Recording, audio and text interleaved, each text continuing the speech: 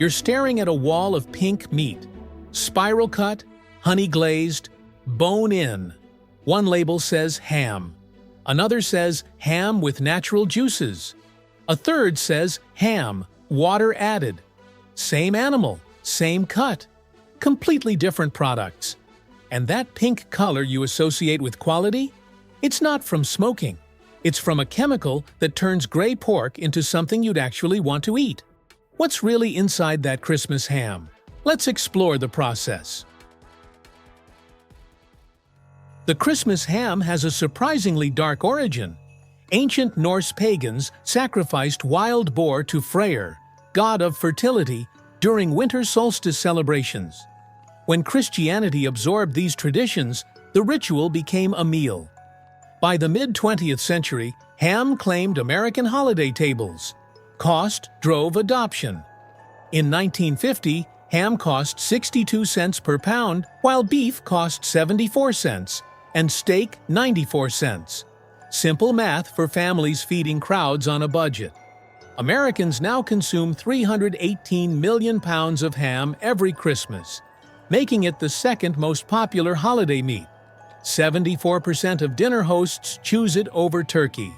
But the ham your great-grandmother served and the ham in your cart are fundamentally different products. The transformation happened quietly, driven by one single question. How do you turn a 6-month process into a 6-day profit? Traditional ham making is an exercise in patience. A country ham starts with a raw pork leg rubbed in salt, sugar, and spices. Then it hangs for months. Salt draws moisture out while killing bacteria. Spring brings equalization as the cure penetrates deeper. Summer heat, sometimes 90 degrees, turns the exterior golden brown. By fall, the ham has lost 18% of its weight. Some lose 30%. All that lost water concentrates flavor into something intense, complex, almost funky. The process takes 6 to 9 months minimum. One North Carolina producer runs temperature-controlled rooms simulating each season. Even with modern technology, their hams still need 75 days.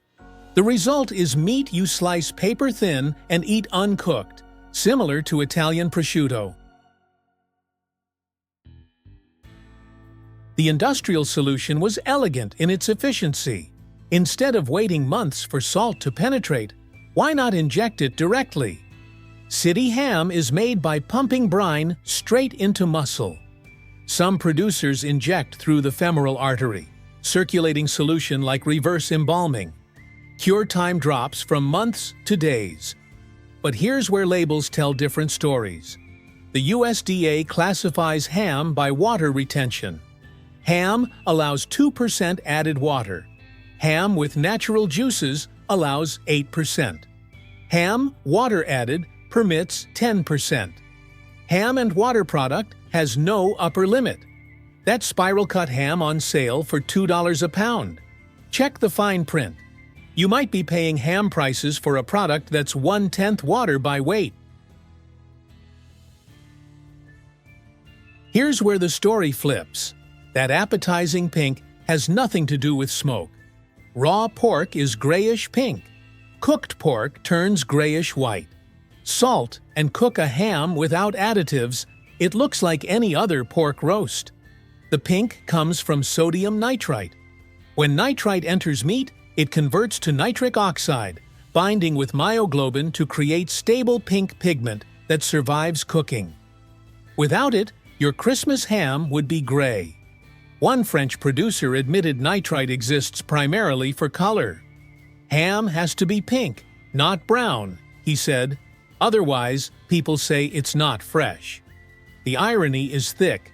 We associate pink with freshness in ham specifically because of a chemical designed to make us think exactly that.